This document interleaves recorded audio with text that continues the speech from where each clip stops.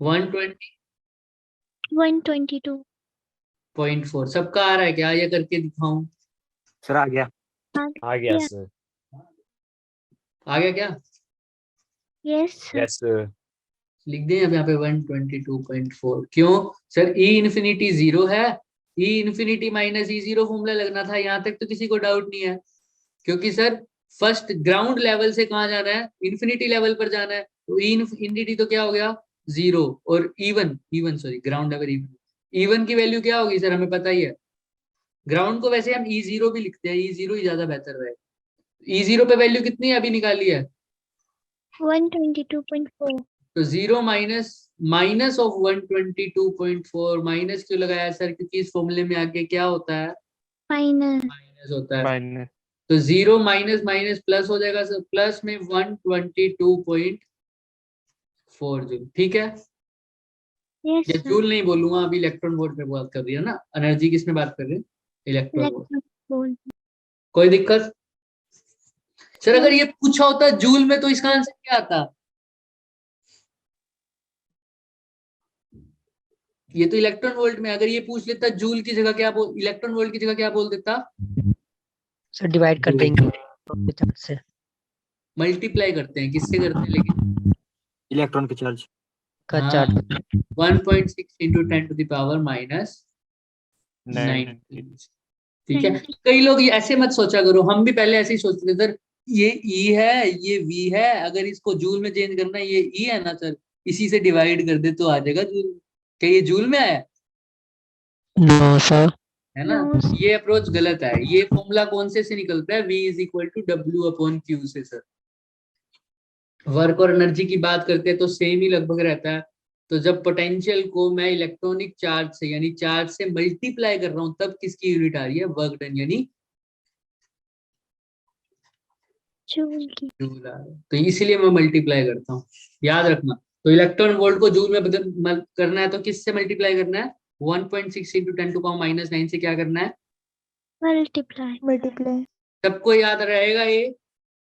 Yes yes sir. Good evening Komal. हाँ, चलें आगे। Yes sir. सर अब हमारे पास जो टॉपिक है वो है सर न्यूक्लियाई। क्या होता है? न्यूक्लियाई। सर ये तो सबको पता है, न्यूक्लियस की हमने देख ली थी डिस्कवरी, रदरफोर्ड भाई साहब ने बताया था जो, है ना, अल्फा पार्टिकल एक्सपेरिमेंट बताया था ना। Yes sir. वहीं से पता लगा था ना कि न्यूक्लियस छोटी सी जगह पर फैला हुआ है, इसका मास बहुत ज्यादा है, तभी अल्फा पार्टिकल स्ट्राइक बैक हो रहे थे, राइट। तो यहाँ से स्टार्ट होती है न्यूक्लियस की कहानी। तो सर न्यूक्लियस के कैसे कैसे, जो हम जब मेन चीजें हैं ना अभी के लिए वही पढ़ रहे हैं सिर्फ। सर न्यूक्लियस के कहाँ कहाँ कितने टाइप्स की बात कर रहे थे हम? Different various types. एक तो होता है आइसोटोप्स। कुछ एलिमेंट्स की बात कर लेते हैं हम पहले। आइसोटोप्स क्या होते हैं? आइसोटोप्स सबने पढ़ा होगा। सर जिनका एटॉमिक नंबर सेम हो बट मास नंबर अलग हो। वेरी गुड रिया। जिनका एटॉमिक नंबर तो क्या हो? Same but mass number different. Different हो। आइसोबार्स जिनका सर जिनका मास Same. नंबर सेम हो but atomic atomic number different होता है। Mass number same. But atomic number different. ये क्या होता है isotone? Same number of neutron and different atomic number. Very good. Same number of neutrons, same number of neutrons. But वो exam में ये नहीं पूछता, वो तुम्हें ऑप्शन देगा आइसोटोप्स, कहेगा atoms of same element which have same atomic number but different atomic mass. दूसरा ऑप्शन होगा atoms of different elements that have same atomic number but different atomic mass. Atomic नहीं, sorry, mass number. Atomic mass नहीं, क्या बोलूंगा? Mass number. तो sir इन दोनों में से कौन सा ऑप्शन करोगे? दोनों में तो सेम एटॉमिक नंबर और डिफरेंट मास नंबर बोल रखा है इन्होंने, लेकिन एक में लिखा हुआ है एटम्स ऑफ सेम एलिमेंट, दूसरे में क्या लिखा हुआ है? Atom of different element. अब क्या लिखना चाहेगी हम, बताओ।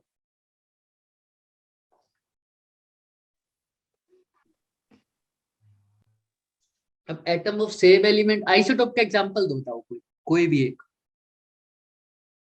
हाइड्रोजन। हाइड्रोजन के isotopes. तो वो सारे क्या हाइड्रोजन ही नहीं होते क्या? Yes, sir. Yes, sir. सबको एच से ही नहीं लिखते क्या? Yes, Yes. sir. Yes, sir. 1 1 1 2 सबको एच से नहीं लिखता, तो ये सेम एलिमेंट हुए या डिफरेंट हुए? Same element. Same क्या element. लिखोगे आंसर में? Atoms of same element. Same कोई element. दिक्कत? No, sir. No, sir. Isobars आ जाओ। आइसोबार्स का एग्जांपल एक मैंने लिख भी रखा है, तुम इमेजिन भी कर सकते हो सर। पोटेशियम और कैल्शियम, समझ में आ रही है? तो क्या सेम एटम्स है या डिफरेंट है? Different.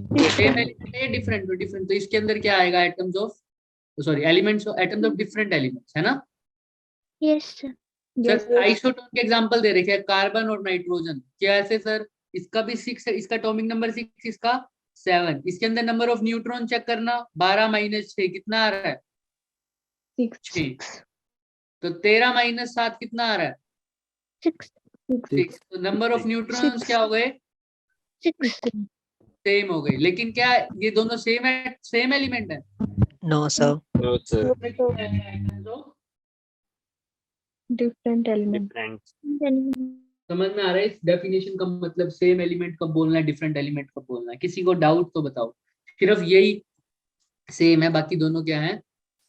डिफरेंट। समझ में आ रहा है? तो जब आइसोटोप्स की डेफिनेशन बोलोगे, items of same elements which have same atomic number but different mass number. Isobars ऐसा atoms of different elements which have same mass number but different atomic number. Isotons, atoms of different elements that have same number of neutrons. Done? Done, sir. Yes, सबको sir. सब sir अब ये बात आती है कि sir radius की, किसकी बात आ रही है बच्चों? रेडियस की। ये रेडियस क्या चक्कर है sir? Radius of the nucleus. देखो यहाँ पे डेरिवेशन के चक्कर में नहीं अभी पढ़ रहे हैं हम इतना, बट ध्यान रखना रेडियस ऑफ न्यूक्लियस की जब भी बात आ जाए, ये ए होता है सर मास नंबर। क्या होता है? Mass number. ए का फंडा क्लियर कर लो पहले, तो क्या होता है? Mass number. और इसी को मैं क्या बोलता हूं? ए का एक और नाम भी है,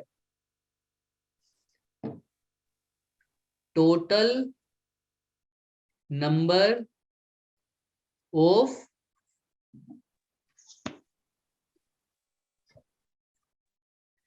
न्यूक्लियॉन्स। क्या बोल रहा है? Total number of nucleons. अब ये क्या होता है सर? न्यूक्लियॉन्स क्या होते हैं ये तो पता होगा। Proton and neutron. हाँ बोलो बोलो, क्या बोल रहे हो Hemraj? Proton and neutron. Very good. Nucleus के अंदर जो है उसको न्यूक्लियॉन्स बोल दिया। न्यूक्लियस के बच्चे ऐसा समझ लो, है ना? तो न्यूक्लियस के अंदर कौन है? प्रोटॉन है। और कौन है? Neutron. न्यूट्रॉन है। तो इन दोनों को मिला के क्या बोल दिया? न्यूक्लियॉन। अब मैं बोलूं प्रोटॉन क्या न्यूक्लियॉन है? No, sir. है, क्योंकि न्यूक्लियस के अंदर ही तो है। सर न्यूट्रॉन क्या न्यूक्लियॉन है? Yes, sir. है सर। Yes, तो sir. प्रोटॉन न्यूट्रॉन भी न्यूक्लियन होंगे, है ना? तो अब जब भी मैं न्यूक्लियन बोल रहा हूँ तो उसमें प्रोटॉन भी आ रहे हैं और न्यूट्रॉन भी आ रहे हैं। कोई Yes. दिक्कत? तो सर ये है sir R is equal to R naught A की पावर 1/3। आर नोट की एक कांस्टेंट वैल्यू है, वो याद रखनी पड़ती है दिमाग में थोड़ी। 1.1 इंटू 10⁻⁻15। जो इसको भी याद नहीं रख सकता वो सिर्फ ये बोलते 1.1 फर्मी मीटर। क्या बोल दे? 1.1 फर्मी मीटर। क्योंकि 1 फर्मी मीटर किसके इक्वल होता है? 10⁻⁻15। अब ये combination है सर। ये फर्मी मीटर क्यों है? फर्मी मीटर इसलिए है क्योंकि हम बात कर रहे हैं न्यूक्लियस की, और न्यूक्लियस का साइज फर्मी मीटर यानी 10⁻⁻15 की रेंज में ही होता है, इसलिए यहाँ पर ये आया। तो आर नोट की वैल्यू लर्न करने में तो कोई बड़ी बात है नहीं सर। 1.1 फर्मी मीटर दिमाग में सर। अब ये क्या है अभी आगे धीरे धीरे पता लग जाएगा। लेकिन देखो अगर मैं फर्स्ट उसकी बात रेडियस ऑफ द न्यूक्लियस की बात करूं, जिसका देखो किस पे डिपेंड कर रहा है? आर नोट तो कांस्टेंट है या नहीं है? Yes, sir. में 1.1 दोबारा बोलते रहो, लर्न होता जाएगा। 1.1 1.1 फर्मी मीटर। Per तो sir millimeter. R directly proportional किसकी हो गया? A raised to power 1/3। 1/3। मतलब जिसकी ये ज्यादा वैल्यू उसका रेडियस भी ज्यादा। जैसे जैसे मास नंबर बढ़ रहा है वैसे वैसे रेडियस भी बढ़ रहा है। समझ में आ रहा है? हाँ, तो इसका सीधा सा मतलब यही है। डेंसिटी ऑफ द न्यूक्लियस की एक बारे में बात करेंगे। देखो डेंसिटी क्या होता है? Mass by Volume. Volume. Mass upon volume. इसकी हम बात करेंगे पूरा, जब हम मेरे को करवाना होगा मैं कराऊंगा, लेकिन अभी के लिए याद रखो डेंसिटी क्या होती है। अगर आगे दिखा भी दूंगा तुम्हें, डेंसिटी क्या रहती है हमेशा, मास अपॉन वॉल्यूम। कांस्टेंट रहती है। न्यूक्लियस की डेंसिटी क्या रहती है हमेशा, Constant. कांस्टेंट रहती है, कांस्टेंट रहती है, कांस्टेंट रहती है। समझ में आ रहा है? अभी हम करेंगे इसको कैसे सर, पूरा बात ध्यान रखेंगे हम, ठीक है। आओ ऊपर क्वेश्चन, अरे अरे ये क्वेश्चन जेई वाली फाइल उठा ली तो क्वेश्चन सोल्व दिखेंगे तुम्हें। एक सेकंड दो, मैं दूसरी फाइल खोलता हूँ, ठीक है। फिर फायदा ही क्या, तुम सारे क्वेश्चन ही देख लोगे। मैं दूसरी फाइल खोल लेता हूँ।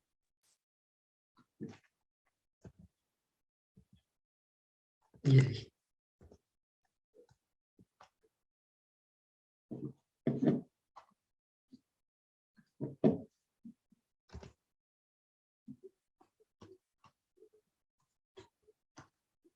एक सेकंड देना बच्चों मेरे को। Yes, sir. जेई वालों के तो तुम्हारे एग्जाम तो अप्रैल में आई थिंक, राइट? मई है ना? में 7 मई। अरे 7. पहले तो अप्रैल में हो रहे थे, No, sir. मई में ही थे। Yes, sir. Yes, Yes, sir. sir. Great, तो तुम्हें तो बहुत टाइम मिल जाएगा, तुम बोर्ड्स भी आराम से निकाल सकते हो अपने। Yes, sir. मैंने तुम्हारे हिमाचल वाले बोर्ड्स का पेपर देखा है, उसमें ज्यादातर डेरिवेशन पूछी जाती है। Yes, sir.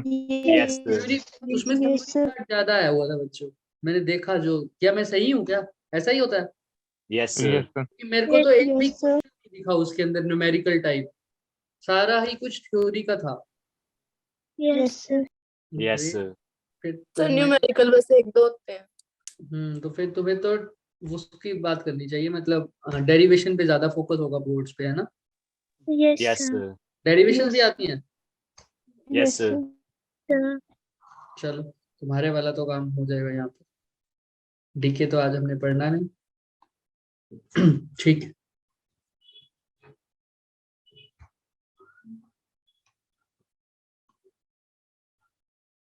देखो दिख रही है स्क्रीन बच्चों?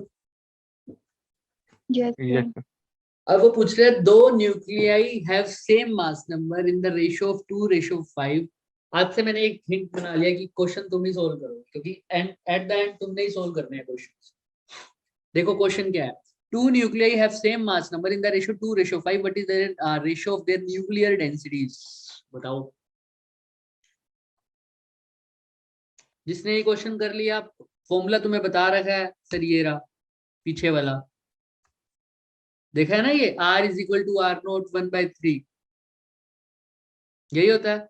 डेंसिटी का मतलब क्या होता है सर? डेंसिटी तुम्हें पता है, अभी तुम्हें पता है, mass by,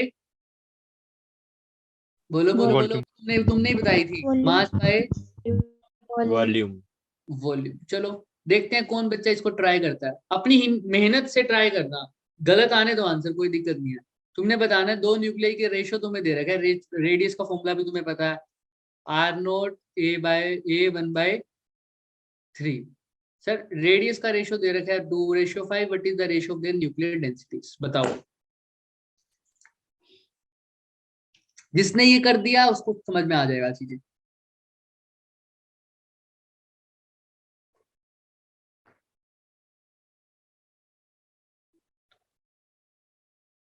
sir ratio mass numbers की है।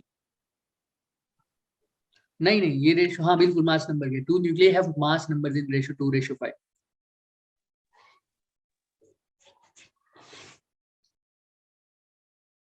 अगर जिसने मेरी पिछली बात पे ध्यान दिया होगा ना थोड़ा सा, तो उसको ये क्वेश्चन अटेम्प्ट सर करने की भी जरूरत ये कांस्टेंट होती है तो बन नहीं आएगी। नहीं। वेरी गुड, समझ में आ रहा है? अभी मैंने बताया डेंसिटी क्या होती है, कांस्टेंट कांस्टेंट। होती है। कांस्टेंट। जब मैं अभी पीछे बता के हटा हूं तो तुम्हें ये क्वेश्चन अटेम्प्ट ही नहीं करना, तुमने सीधा लिख देना था 1, लेकिन अब इसको सोल्व भी करना आना चाहिए सर, 1 क्यों होती है।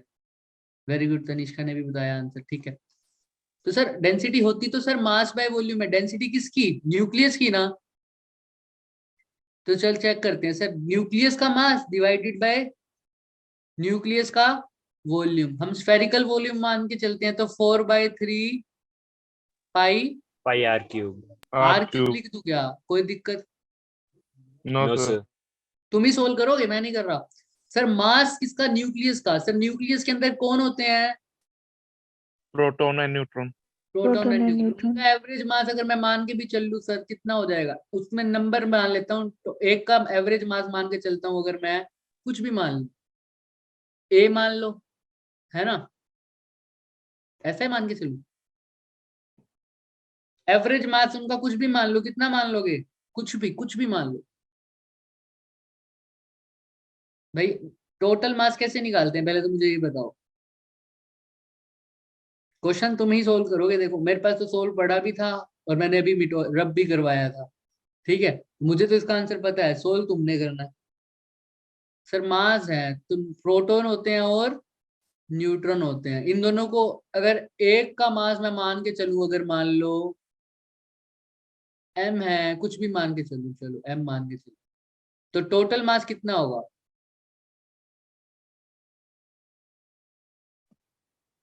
एक का मास m है तो टोटल मास कितना होगा।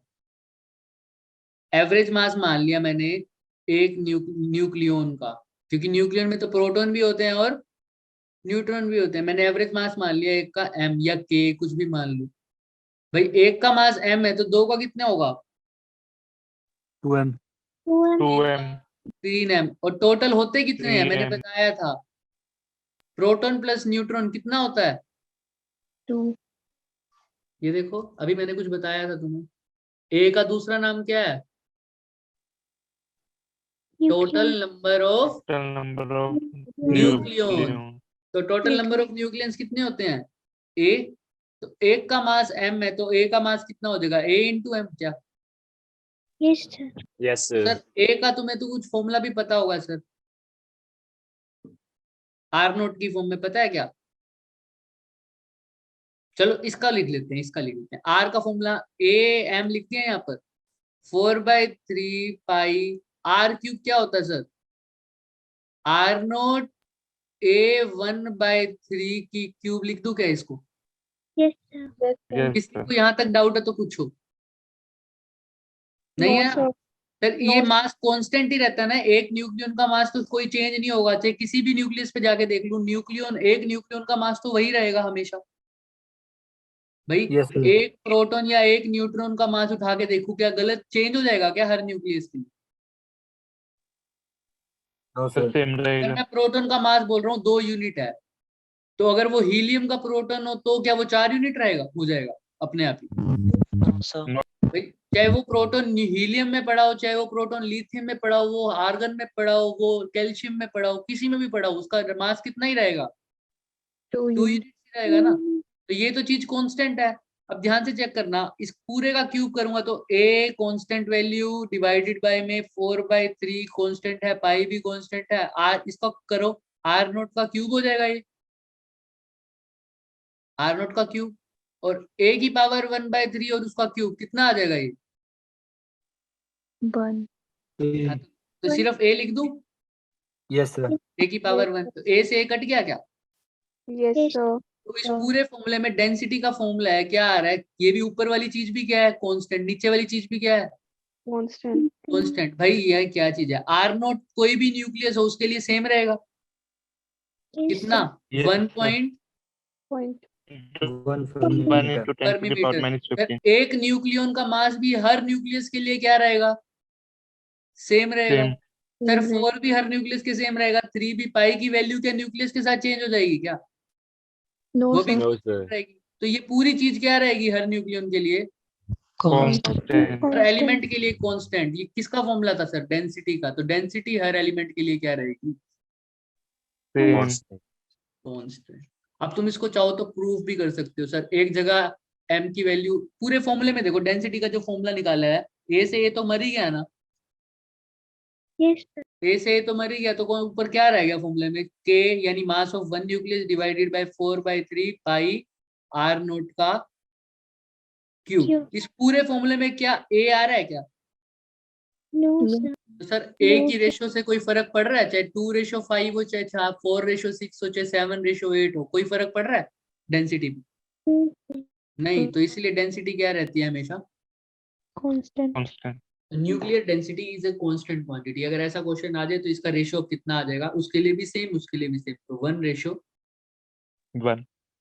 कोई दिक्कत? जिसको डाउट है वो प्लीज पूछ ले। चले आगे? Yes, sir. पक्का? अच्छा, अब नेक्स्ट क्वेश्चन करो चलो।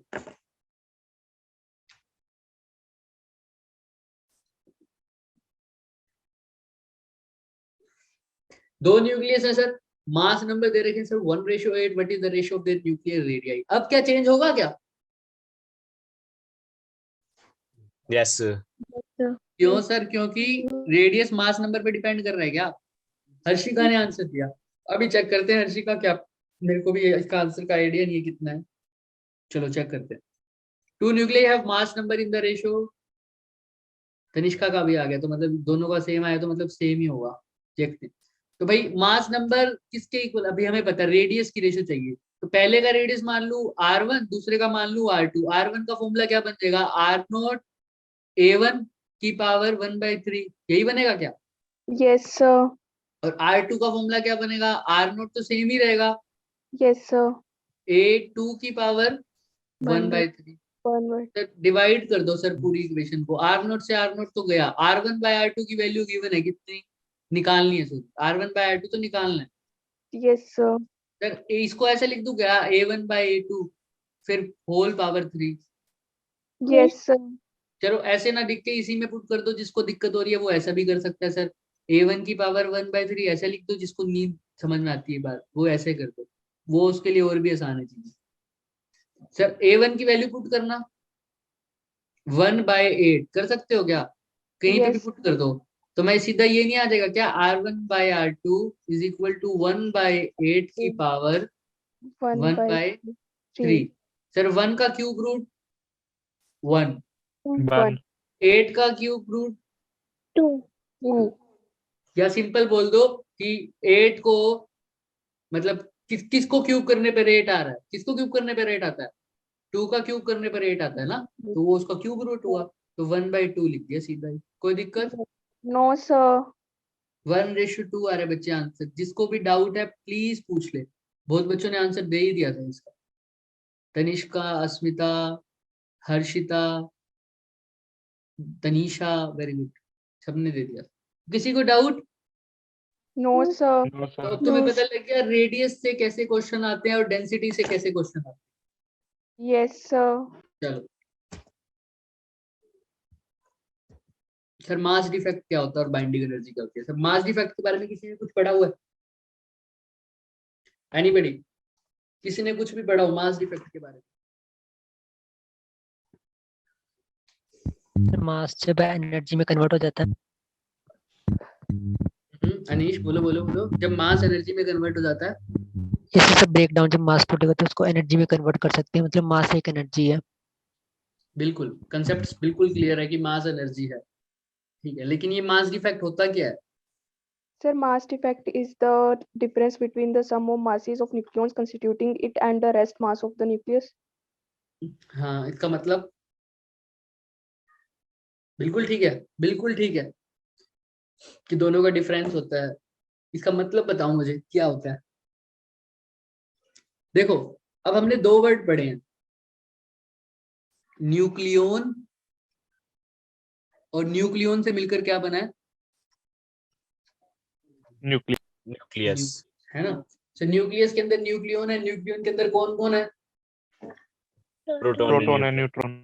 Proton and neutron. Sir proton और न्यूट्रॉन, अच्छा अब एक बात बताओ भाई, अगर एक बक्सा है जिसका सारा, इसकी अगर मास की बात करूं टोटल में, है ना, कोई बहुत लाइट बक्सा है जिसका खुद का कुछ मास है नहीं, मतलब समझो, तो अगर मैं उसके अंदर 2 किलो चीनी रख दूं ना, ऐसे समझो 2 दाने रख दूं मैं इसको, इसके अंदर क्रैक्स के 2 दाने रख दूं, किसके?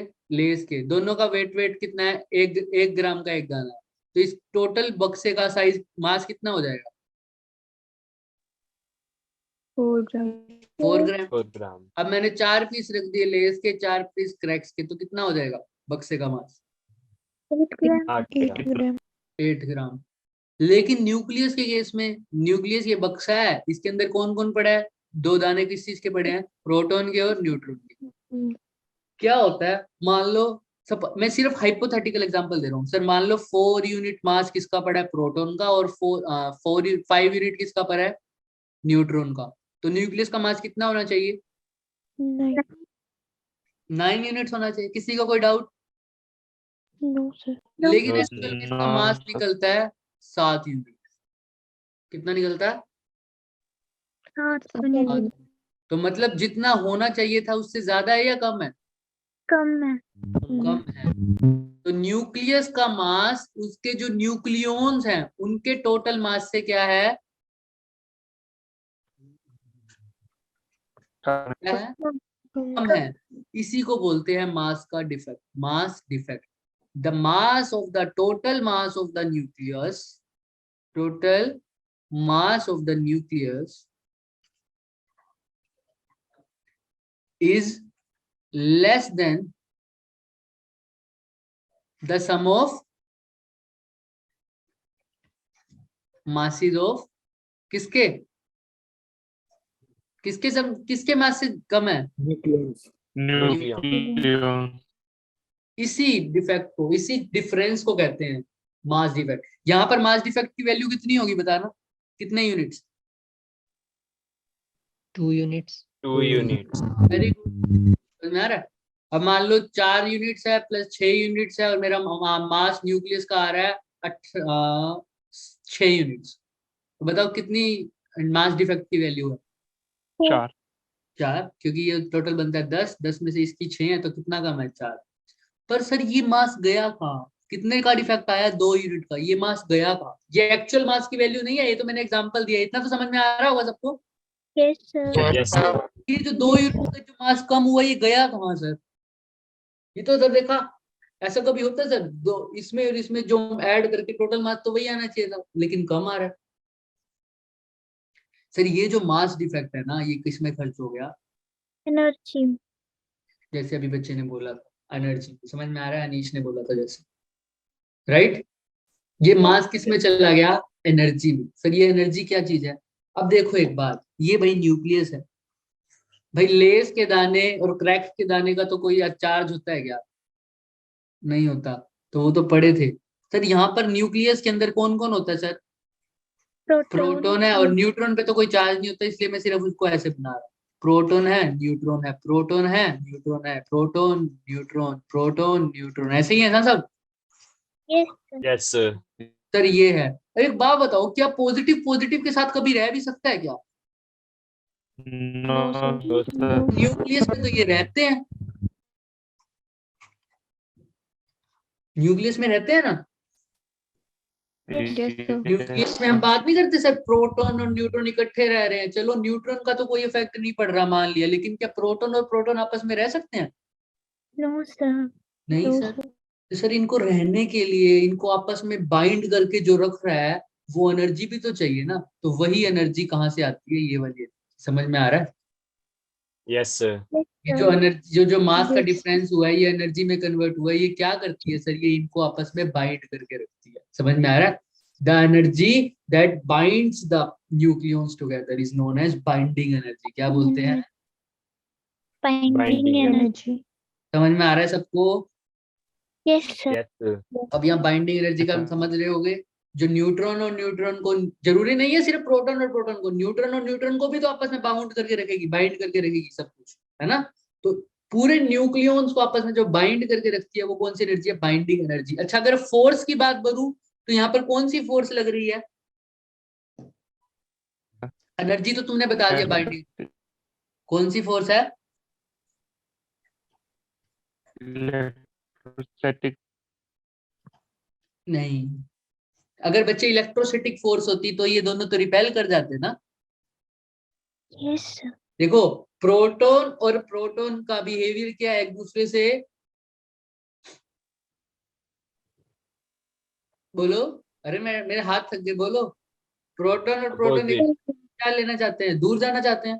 Repulsive. Yes, sir. अगर इलेक्ट्रोस्टैटिक फोर्स होती तो ये तो वही करती है कि प्रोटॉन और प्रोटॉन को दूर ले जाती, लेकिन प्रोटॉन और प्रोटॉन दूर जाना चाहते हैं लेकिन फिर भी ये पास रह रहे हैं। इसका मतलब इलेक्ट्रोस्टैटिक से भी कोई स्ट्रॉन्ग फोर्स ऐसी है जो है, उस स्ट्रॉन्ग फोर्स का नाम है स्ट्रॉन्ग न्यूक्लियर फोर्स। कैसी फोर्स? Strong nuclear force. और इसकी जो स्ट्रेंथ है वो इलेक्ट्रोस्टैटिक से ज्यादा होगी या कम होगी? ज्यादा। ज्यादा. तो इलेक्ट्रोस्टैटिक तो इनको दूर ले जाती प्रोटॉन और प्रोटॉन को, लेकिन ये इलेक्ट्रोस्टैटिक से भी ज्यादा वर्क करके उनको क्या लेके जा रही है? पास। इसका मतलब इसकी strength, इसकी जो ताकत है वो इलेक्ट्रोस्टैटिक से ज्यादा है। समझ में आ रहा है? Yes, sir. सर ये प्रोटॉन और प्रोटॉन पे तो लग रही है, न्यूट्रॉन और न्यूट्रॉन पे भी लग रही है, और प्रोटॉन और न्यूट्रॉन पे भी लग रही है। इसका मतलब क्या ये चार्ज पे डिपेंड कर रही है क्या? No, sir. No sir. No. नहीं कर रही, क्योंकि अगर चार्ज पे डिपेंड करती तो सर न्यूट्रॉन कैसे बाउंड हो जाते? न्यूट्रॉन पे तो कोई चार्ज नहीं होता. नहीं। अभी के लिए तुम्हारे लिए ये काम है, ठीक है? समझ में आ रहा? Yes, done. sir. Nuclear force क्या होता है? बाइंडिंग एनर्जी कहाँ से आई? बाइंडिंग एनर्जी होती क्या है? मास डिफेक्ट क्या होता है? इसमें किसी को डाउट हो तो पहले वो पूछो।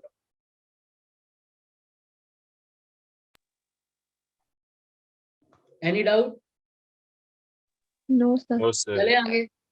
Yes, sir. Yes. ये होती है बाइंडिंग एनर्जी। तो बाइंडिंग एनर्जी अब हर एटम के साथ कैसे वेरी करती है उसका ये ग्राफ है। ये सबने देखा भी हुआ होगा, बहुत Yes, इंपॉर्टेंट ग्राफ। सबने देखा होगा ना ये graph? Yes, sir. Yes, sir. Yes, sir. तो देखो Yes, sir. ये सर एटम है, ये H है, ये H है, ये लिथियम है, ये नाइट्रोजन है, ऑक्सीजन है, सल्फर है, आयरन है, ये मोलिब्डेनम। ये चलता जा रहा है, आगे चलता जा रहा है, यहाँ पर आ जाता है यूरेनियम। ठीक है, ये किस किस के बीच में ग्राफ है? सबसे पहली बात ध्यान रखने वाली, बाइंडिंग एनर्जी। यहाँ पे इसने बिल्डिंग रख रखा है, यहाँ पर क्या लिखते हैं? Binding energy. Binding energy. ठीक है, बाइंडिंग एनर्जी। और किसके बीच में है? Mass number. किस किस के बीच में है? रिपीट करो मेरे साथ। Binding energy. Binding energy and mass number. Mass number. एक बार दोबारा बोलो। Binding Energy and mass number. नहीं, ध्यान से पढ़ो। Binding energy. Binding energy per binding nucleon. Energy per nucleon Nucleon. और मास नंबर, दोनों में डिफरेंस है बच्चे। बाइंडिंग एनर्जी पर न्यूक्लियन और किसके बीच में है? Mass number. मास। Number. सर अब इसमें क्या डिफरेंस है? पीछे आओ वापिस। सर अब अगर सपोज करो लिथियम की बात करूं मैं, लिथियम में सर कितने न्यूक्लियन है?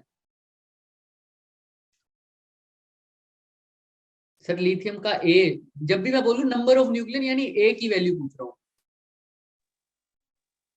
देख लो चलो, लिथियम में क्या लिखा हुआ देखो, नंबर 6। अरे इसका मतलब क्या हो गया? 3 तो इसमें प्रोटॉन है और 3 क्या है? Neutron. Neutron. 3 प्रोटॉन है, 3 न्यूट्रॉन है। तो इसके अंदर टोटल कितने न्यूक्लियन है? 6। कैसे पता लगा सर? इसका एटॉमिक नंबर 3 होता है सर। एटॉमिक 3, नंबर yes, मतलब नंबर ऑफ प्रोटॉन, है ना? इसका मास नंबर होता है 6। 6 माइनस 3 कितना होता है? 3। तो 3 कितने हो गए? न्यूट्रॉन। और जिसको ये भी समझ नहीं आता वो सीधा यही नंबर देख लिया करे, ये कितना लिखा हुआ है? 6. 6। तो ए होता क्या है? ए की जगह ही तो लिखा हुआ है। ऐसे ही लिखते हैं किसी एलिमेंट को, यहाँ पर उसका Z लिखते हैं, यहाँ पर उसका क्या लिखते हैं? 8. ए। तो ए होता ही क्या है सर? वही मास नंबर यानी total number of, Proton and neutron. यानी न्यूक्लियन, है ना? Yes, sir. समझ में आ रहा है सबको? मास नंबर ये होता है। कोई doubt? No, No, sir. sir. Sir सीधा ही लिख देता हूँ। तो ना, अब बताना मेरे को इस ग्राफ से देखकर सर, सल्फर का मास नंबर कितना है? 32. 32. आयरन का 56, मोलिब्डेनम का 100। दिख रहा है ना सबको? Yes, sir. Yes, sir. चलो, तो सर यहाँ तक तो हो गया सर बाइंडिंग एनर्जी पर। अब क्या फर्क है देखो, अगर इसकी बाइंडिंग एनर्जी की मैं बात करूं, मान लो इसकी वैल्यू है ये 6 है, कुछ भी मान लो इसकी वैल्यू, मैं मान लेता हूँ फॉर एग्जांपल 18 यूनिट्स है, सपोज करो। कितनी है? 18 यूनिट। सबको समझ में आ रहा है क्या बोल रहा हूँ? Yes, sir.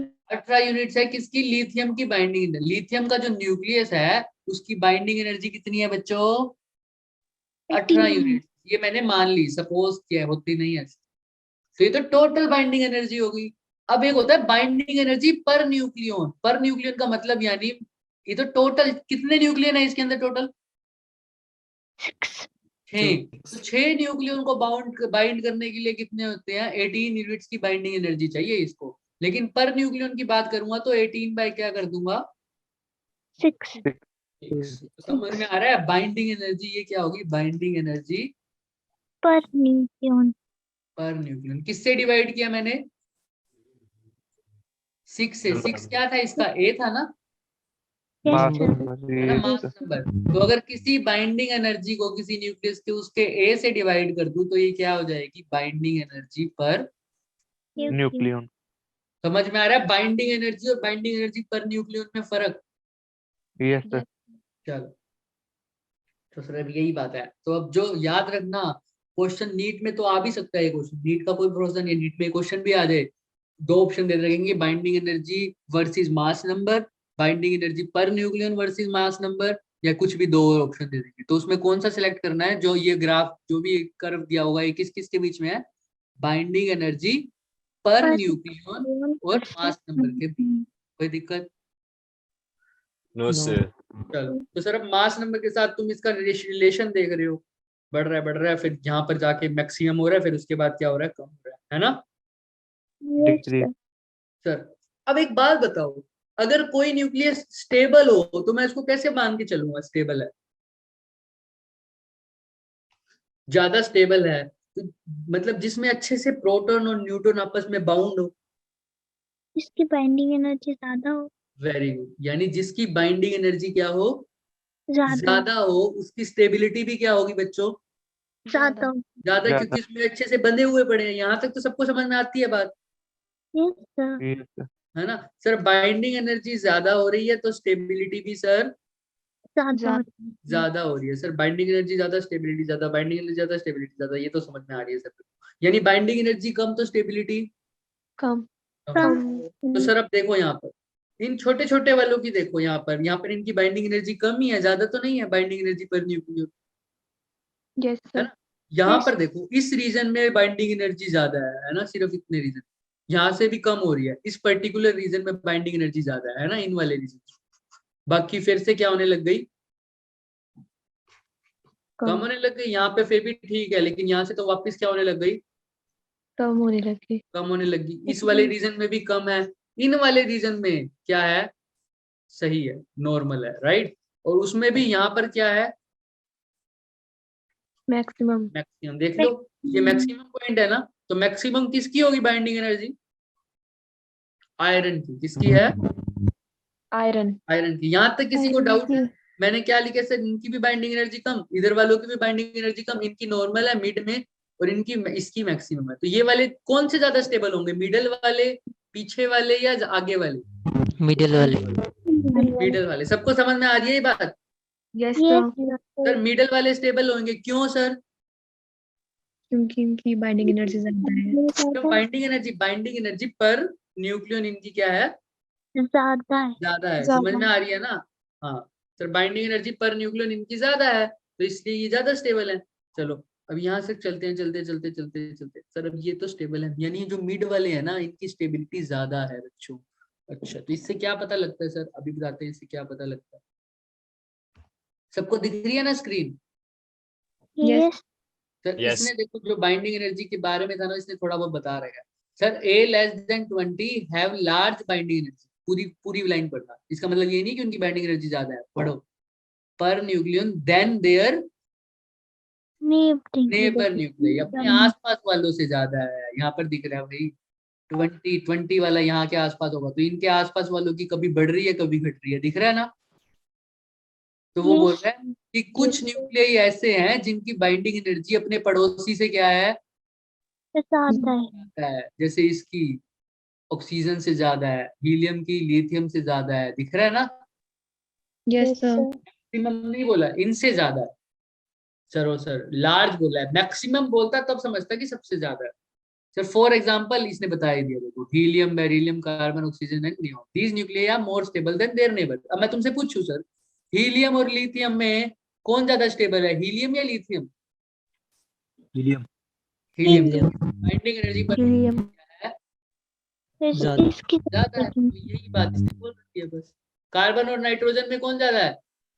Carbon carbon. और ऑक्सीजन में। कार्बन. कोई दिक्कत? No, sir. No sir. ये तो छोटी छोटी बात है। नेक्स्ट देखो, the binding energy per nucleon is maximum for the iron, ये तो तुम्हें पता ही लग गया, अभी बताया था मैंने। Yes. Yes, sir. दे रखी है 8.8 mega electron volt per nucleon. समझ में आ रहा है? Yes, sir. सर 56 के बाद ही बाइंडिंग एनर्जी क्या हो रही है? कम हो रही है. तो इसने भी यही लिख रखा है, for a less greater than 56 binding energy per nucleon gradually Decrease. and for uranium the value of binding energy is 7.5। देखो आयरन के लिए कितनी दे रखी थी? लगभग 8.8, 8.8. और इसके लिए कितनी होगी? लगभग 7.5। तो कम हो रही है। Yes. Yes. तुम चेक भी कर सकते हो, यहाँ पर देखो ये लगभग 7.5 भी आ रहा है, दिख रहा है ना? Yes, sir. तो सर अब इतना तो समझ में आ गया सर। अब आपने भी आपकी करते भी देख लिया, पीछे पॉइंट्स भी पढ़ लिए सर। ये जो बीच वाले हैं ना, ये ज्यादा स्टेबल, क्योंकि इनकी बाइंडिंग एनर्जी ज्यादा है। पक्का? Yes, sir. Yes, sir. Sir अब ये पीछे वाले बीच वाले के मुकाबले कम स्टेबल है सर, ये लास्ट वाले बीच वाले के मुकाबले कम स्टेबल है, ये वाले भी कम, ये वाले भी कम, सिर्फ ये वाले ज्यादा स्टेबल। अब क्या करें सर? हर चीज अपनी स्टेबिलिटी की तरफ भागेगी। Yes, sir.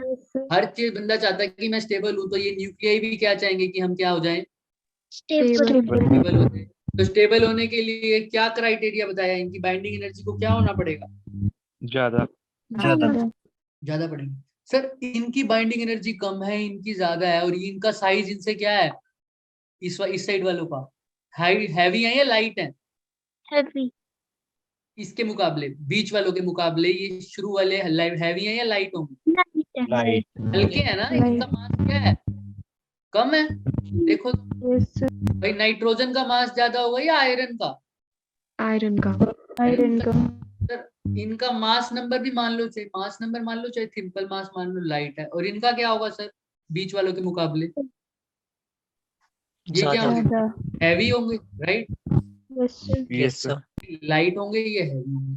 तो सर अब इनको दोनों को कौन से रीजन में जाना पड़ेगा? अगर इनको स्टेबल जाना है, लाइट वालों को भी कौन से रीजन में आना पड़ेगा? मीडियम वालों में, Heavy. है ना? और हैवी वालों को भी कहाँ आना पड़ेगा? Medium. Medium पे. Medium वाला. क्यों आना पड़ेगा?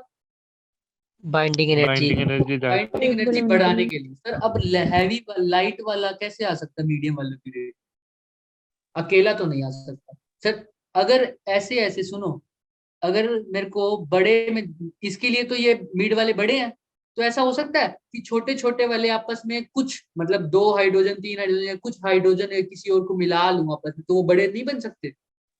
Yes, Yes, sir. sir. Yes sir. इनकी जो छोटे छोटे आपस में क्या हो जाए, अगर Bind हो जाए. जुड़ जाएं, तो ये कौन से लेवल पर पहुंच जाएंगे? मिड लेवल पे नहीं पहुंच जाएंगे?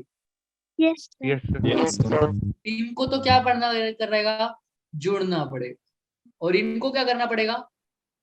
घटाना टूटना पड़ेगा. हैवी वालों को अगर मीडियम में जाना है, कम होना पड़ेगा, तो यानी टूटना पड़ेगा। Yes, sir. Yes, Yes, sir. जब दो न्यूक्लियस आपस में जुड़ जाते हैं और मीडियम रेंज की तरफ जा रहे हैं, इस प्रोसेस को बोल देता हूं न्यूक्लियर फ्यूजन। समझ में आ रहा है? Yes Yes, sir. sir. Yes, sir. और इसको क्या बोल देता हूं? Nuclear Freeze. फ्यूजन। समझ में आ रहा है क्यों हो रहा है ये? क्योंकि दोनों कैसे जाना चाहते हैं? स्टेबिलिटी बढ़ाना चाहते हैं, उसके लिए इनकी बाइंडिंग एनर्जी क्या हो जाए? ज्यादा हो जाए. समझ में आ रहा है? तो इसीलिए जब भी तुम Yes, sir. फ्यूजन रिएक्शन पढ़ते हो, फिशन रिएक्शन यानी टूटने वाली रिएक्शन पढ़ते हो, उसमें हमेशा ये वर्ड ये मिलता है, Yes. है ना? और जब भी फ्यूजन की बात करते हो, वो हमेशा लाइट न्यूक्लियस के लिए होती है, उसमें हाइड्रोजन होता है, लिथियम होता है। कभी यूरेनियम का फ्यूजन देखा है? No, sir. Sir. है ना? नहीं देख, बहुत अब आगे लाएगी, लेकिन अभी तो हमारे लेवल पे क्या है? तुमने यूरेनियम का कभी फ्यूजन देखा है कि जुड़ के और बढ़ा रहा हो? Sir. नहीं, क्योंकि अगर बढ़ जाएगा, नमाज नंबर बढ़ जाएगा, तो और इसकी बाइंडिंग एनर्जी घटती है ना। हाँ, ऐसा देखेंगे कि न्यूट्रॉन आ रहा है, फिर इसको रिलीज करवा रहा है एनर्जी, वो अलग चीज है, वो न्यूक्लियर रिएक्शन में पड़े, वो सॉरी डिकेज में पड़े। तो यहाँ तक समझ में आया न्यूक्लियर फ्यूजन और न्यूक्लियर फिशन क्यों हो रहा है यहाँ पर? Yes sir. Binding energy Yes, अगर sir. समझ में आ गई तो हम आगे चले। Done sir. डन। तो सर अब करो, mark out the correct statement. देखो this question has multiple correct options, ध्यान से सुन लेना।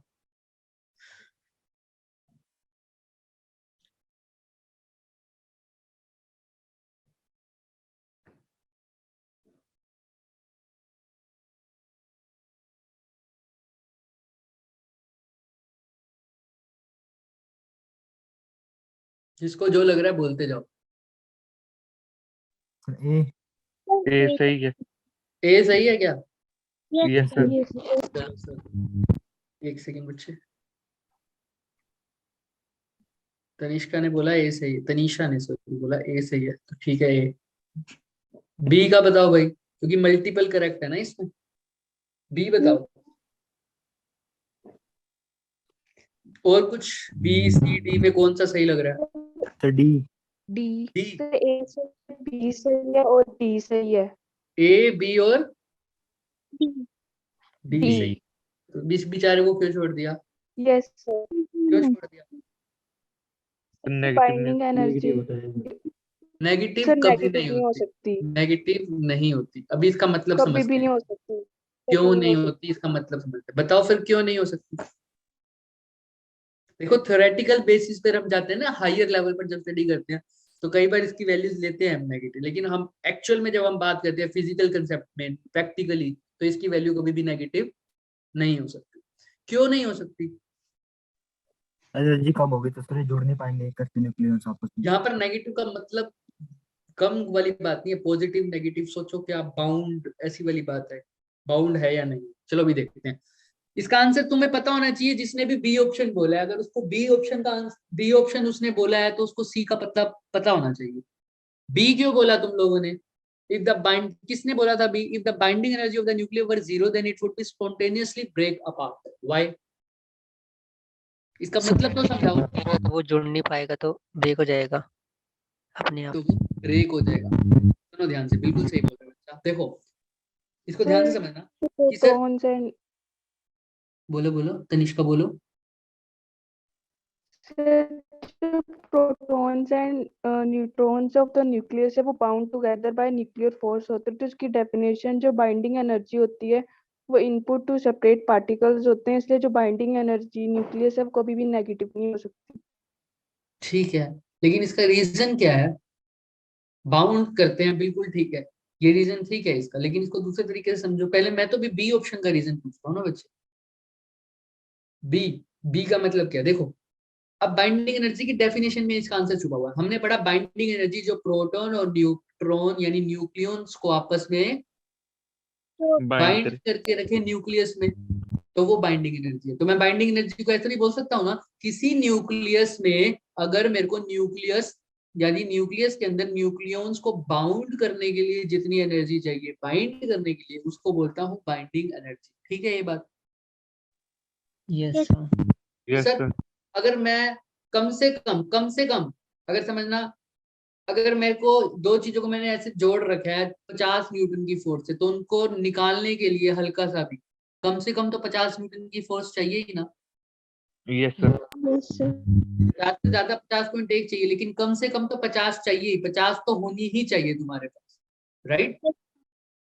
तो जो Yes. देखना न्यूक्लियस को बाउंड करने के लिए जितनी एनर्जी चाहिए, न्यूक्लियस को अच्छा न्यूक्लियस के अंदर न्यूक्लियस को तोड़ने के लिए भी कम से कम उतनी एनर्जी चाहिए। यस Yes, जिस sir. एनर्जी को बाइंड हुए हैं उसी एनर्जी को तोड़ने के लिए भी कम से कम उतनी एनर्जी तो चाहिए ही ना मेरे को। सपोज करो 10 यूनिट से बाउंड हुए हैं तो कम से कम 10 यूनिट तो चाहिए ही चाहिए तोड़ने के लिए भी। क्या 10 यूनिट से अगर कम हो तो क्या मान टूट जाएंगे, आपस में निकल जाएंगे? No, sir. अगर बाइंड ही 10 से हुए हैं तो इसको तोड़ने के लिए भी कम से कम 10 तो चाहिए। तो ऐसा ही समझो यस कि सर। सर मैं बाइंडिंग एनर्जी की दूसरी डेफिनेशन समझो कि न्यूक्लियस के अंदर न्यूक्लियस को सेपरेट करने के लिए जितनी एनर्जी चाहिए वो कौन सी हो गई? वो भी बाइंडिंग, वो भी क्या हो गई? Binding. Binding energy. The minimum energy to break the nucleus या to move the nucleons apart, जो न्यूक्लियॉन्स है प्रोटॉन और न्यूट्रॉन को दूर करने के लिए जो एनर्जी चाहिए वो मिनिमम एनर्जी भी क्या होती है? बाइंडिंग एनर्जी होती है। ठीक है, तो अगर यहाँ पर Yes, sir. बाइंडिंग एनर्जी 0 है, इसका मतलब उनको तोड़ने के लिए कोई एनर्जी नहीं लग। नहीं चाहिए। जब तोड़ने के लिए कोई एनर्जी नहीं चाहिए तो अपने आप ही क्या हो जाएगा? वो टूट जाएगा। तो इसलिए इसने बोला हुआ है अगर बाइंडिंग एनर्जी न्यूक्लियस की क्या है? 0 है, तो वो अपने आप स्पॉन्टेनियसली मतलब अपने आप अपने आप ही क्या हो जाएगा? ब्रेक हो जाएगा। क्योंकि जो एनर्जी जोड़ने के लिए चाहिए वही तोड़ने के लिए चाहिए। अगर तोड़ने के लिए 0 चाहिए तो अपने आप ही टूटेगा ना वो। अगर तोड़ने के लिए 1 एनर्जी चाहिए होती 1 यूनिट, तो 1 यूनिट की एनर्जी देनी पड़ती। अगर तोड़ने के लिए 2 यूनिट की एनर्जी चाहिए होती तो 2 यूनिट की एनर्जी देनी पड़ती। अब तोड़ने के लिए कितनी चाहिए बी ऑप्शन में? 0 0। तो कितनी 0 एनर्जी देनी पड़ेगी? 0 0 मतलब Zero. कुछ भी नहीं का मतलब अपने आप ही क्या हो जाएगा? टूट जाएगा। समझ में आ रहा है? yes sir Yes, sir. जिसको भी समझ में ना आ रहा हो पूछो मुझसे। ठीक है, तो सर याद रखना ए का, बी का, सी का। बाइंडिंग एनर्जी नेगेटिव इसलिए भी नहीं हो सकती, बिल्कुल ठीक बोला उस बच्चे ने, कि दोनों को क्या कर रहे हैं? बाइंड करके रख रहे हैं सर। क्या करके रख रहा है? बाइंड करके रख रहा है। नेगेटिव हो गई तो सब समझो समझो समझो। 0 एनर्जी तो अपने आप ही टूट गया। नेगेटिव मतलब 0 से भी, अभी किसी बच्चे ने बोली भी थी ये बात, नेगेटिव मतलब 0 से भी कम। कम। जब न्यूक्लियस 0 पे टूट ही जाता है तो 0 से कम पर क्या न्यूक्लियर एग्जिस्ट करेगा? नो No, सर, तो इसलिए बाइंडिंग एनर्जी कभी भी नेगेटिव। नहीं होती नहीं हो सकती। तो ऑप्शन को समझ में आ रहा है सबको? ऑप्शन, सारे ऑप्शंस क्लियर है? yes yes sir. क्वेश्चन आ गया, करो फटाफट। The above is a plot of binding energy per nuclear against the nuclear mass A, B, C, D, E, F correspond to the different nuclei. Consider the 4 reaction. ये 4 reaction दे रखी हैं, दिख रही होंगी सबको। ये देखो, यस सर। पहले A और B मिलकर क्या बन गए? C, और एनर्जी निकाली। फिर C किस में टूट गया? A और B में। फिर क्या निकाली? एनर्जी। दोनों प्रोसेस में निकलती है। फिर D और E किस में मिल गए? F बन गए और एनर्जी निकाली। फिर F टूट गया किसमें? D और E में। फिर एनर्जी निकाली। E is the energy released. In which reaction it energy positive होगी? बताओ।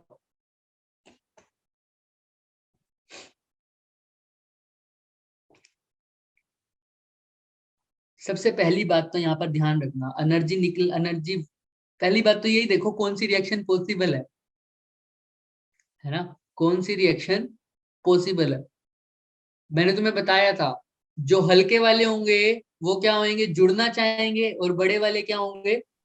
टूटना चाहिए। टूटना चाहेंगे। तुम इस ग्राफ में बता भी सकते हो छोटे वाले कहाँ पर लाई करते हैं और बड़े वाले कहाँ पर लाई करते हैं। तुम ये भी बता सकते हो ए छोटे वाला है या एफ छोटे वाला है, बी छोटे वाला है या सी छोटे वाला है। तो देख लो कौन सी रिएक्शन पॉसिबल है।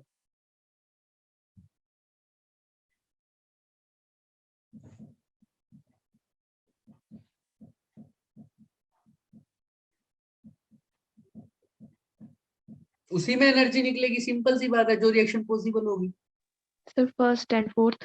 अली फर्स्ट एंड फोर्थ, सबको यही लग रहा है क्या? yes sir फर्स्ट वाले फर्स्ट वाली, चलो एक एक करके देखते हैं। आंसर सही है, देखो फर्स्ट वाली क्यों, देखते हैं आंसर क्या पता गलत भी हो। लाइट लाइट पार्टिकल्स है ना, तो वो तो जो मिलकर नया बना रहे हैं तो हाँ, इसका मतलब देखो जो जुड़े हैं ना उनका मास जो बने हैं उससे कम होना चाहिए, तभी पॉसिबल है ना? ये 2 लाइट पार्टिकल्स हैं और अपने से हैवियर पार्टिकल में बढ़े हैं, तो इनकी बाइंडिंग एनर्जी क्या ही होगी? बढ़ेगी या घटेगी? बढ़ेगी। बढ़ेगी, तभी तो ये एग्जिस्ट करते हैं, यानी और स्टेबल हुए हैं, तो ये रिएक्शन होनी चाहिए, right? yes sir yes sir. तभी तो, क्योंकि छोटे मिलके बड़े बनाना है, यही तो हम चाहते हैं अपने बाइंडिंग एनर्जी पे, कि ये वाले क्या करते थे? फ्यूजन, और यहाँ वाले सारे क्या करते थे? फिजन। करते थे। तो यही करना है हमने।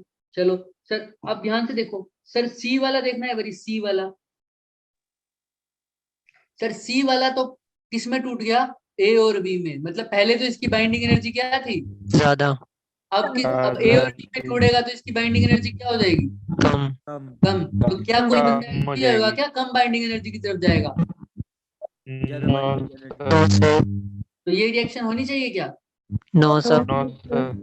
थर्ड ऑप्शन पे आओ sir, D plus E F बन गए, डी और ई एफ बन गया। एफ की बाइंडिंग एनर्जी कैसी है? कम। कम। और डी और ई की कैसी है? ज्यादा।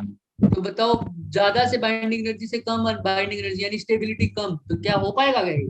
No sir. No sir. अब इसमें देखो सर, एफ बाइंडिंग एनर्जी कैसी है? कम। कम। डी और ई में टूट रहे हैं, उनकी बाइंडिंग एनर्जी ज्यादा। ज्यादा है, तो कम बाइंडिंग एनर्जी से ज्यादा में जा रहा है, हो पाएगा क्या? Yes sir. तो Yes, sir. आंसर क्या आना चाहिए? फर्स्ट वाला पॉसिबल है और फोर्थ वाला ऑप्शन में है क्या कहीं? Third option. थर्ड ये बच्चों ने सही आंसर दिया, सबने जिसने भी दिया हुआ है। तनिष्का ठाकुर, तनीषा, तनीषा, हाँ ठीक है, डन। डन। Yes sir. तो समझ नहीं आया पूछ लो, ऐसे ऐसे क्वेश्चन जरूर आ सकते हैं नीट के अंदर तो, ठीक है।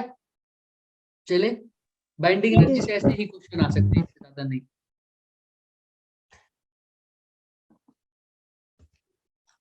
अच्छा, ये निकाल के देखो, कोशिश करो।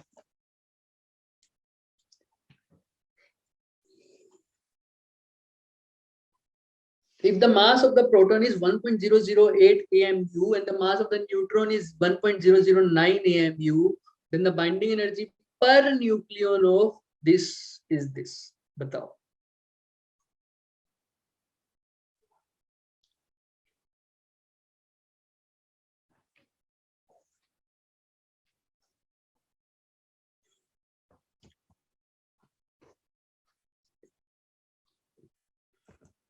ठीक है, सारा तो नहीं करेंगे अभी हम, है ना, जितना हो पाएगा उतना ही करेंगे। और ये भी क्या पता होमवर्क दे दें तुम, क्योंकि अभी एक्स्ट्रा क्लास भी है ना आप लोगों की।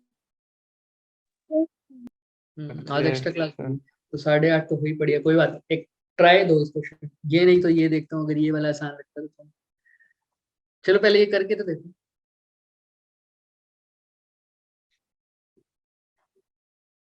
चलो मैं हिंट देता हूँ, ठीक है।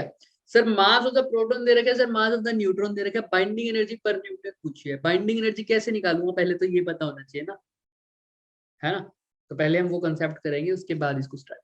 बाइंडिंग एनर्जी कैसे निकालता हूँ बताओ, बाइंडिंग एनर्जी किसकी वजह से होती है? अभी मैंने बताया था बाइंडिंग एनर्जी किस वजह से आई थी, जो एक्स्ट्रा एनर्जी आई थी किस वजह से? Effectively. Very good, mass defect की वजह से आई थी, की वजह से।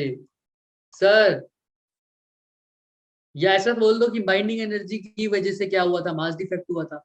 सर आइंस्टाइन ने एक एनर्जी की इक्वेशन दी थी sir, E is equal to mc square. इस इक्वेशन का मतलब समझते हो? एनर्जी मास में कन्वर्ट हो सकती है और मास एनर्जी में कन्वर्ट हो वेरी सकता गुड, है। वेरी गुड, कि एनर्जी मास में कन्वर्ट हो सकती है और मास एनर्जी में कन्वर्ट हो सकता है। कल इसका होमवर्क है कि एग्जांपल दिख के आना, ठीक है, कहां पर मास एनर्जी में कन्वर्ट हो रहा है और एनर्जी मास में। मेरे को एग्जांपल चाहिए कल, ठीक है, डन। सर इसका मतलब है सर, अगर m की वैल्यू 1 kg हो तो वो कितनी एनर्जी रिलीज करेगा, यानी 1 किलो का मास c स्क्वायर की एनर्जी रिलीज कर देगा। समझ में आ रहा है? इसके अकॉर्डिंग, इसके अकॉर्डिंग, इस क्वेश्चन के अकॉर्डिंग। तो अगर मैं बता रहा है, सिंपल सी भाषा बात करूं तो ये बता रहा है कि किस मास के अंदर कितनी एनर्जी होगी। अगर मैं इसको बर्न कर दूंगा तो कितनी एनर्जी निकलेगी। समझ में आ रहा है? यस यस है ना? सर। ऐसा कैलोरीफिक वैल्यू तुम्हें मैडम ने बताया था, कुछ याद है? मैं सुन रहा था जो, यस सर। वो भी तो ऐसे ही है, वैसे ही कुछ बताया था, बर्न कर रहे थे। इसमें भी वैसे वैसा वैसा ही है, लेकिन वो बात नहीं है पूरी तरह से। तुम इसको बर्न कर दो तो कितनी एनर्जी निकल रही है, तो वो बता देगी ये equation, E is equal to mc square. समझ में आ रहा है? Yes sir. तुमने इसका एग्जांपल देख क्या। चलो सर, अगर m मास के अंदर टोटल एनर्जी कितनी हो जाएगी, mc स्क्वायर, तो मास डिफेक्ट को अगर मैं लिखूं डेल्टा m, तो बाइंडिंग एनर्जी का फॉर्मूला कितना हो जाएगा, डेल्टा m सी स्क्वायर। तो ये बाइंडिंग एनर्जी। कोई दिक्कत? यहाँ पर डेल्टा m क्या है, मास डिफेक्ट। कोई दिक्कत? No sir. Binding energy is equal to delta m mass defect. Mass defect अब निकाल लूं कैसे?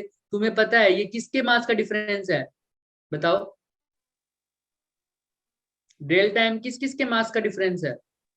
तुमने किया था 10 - 6 4 किया था ना, प्रोटॉन एंड न्यूट्रॉन। यानी प्रोटॉन प्लस न्यूट्रॉन के मास में से किसका मास माइनस किया था, किसके मास? न्यूक्लियस तो यही हो गए, किसका मास माइनस किया था, न्यूक्लियस का। यही किया था ना? यस यानी न्यूक्लियस में से न्यूक्लियस का मास माइनस किया था हमने, यही तो बोला था सर। पूरे प्रोटॉन और न्यूट्रॉन को मिला दो 10 बन रहा था, लेकिन न्यूक्लियस का मास आ रहा था 7, तो मैंने मास डिफेक्ट कैसे निकाला? 10 - 7, ऐसे निकाला था ना। Yes, Yes. sir. सी बेटे स्पीड ऑफ लाइट,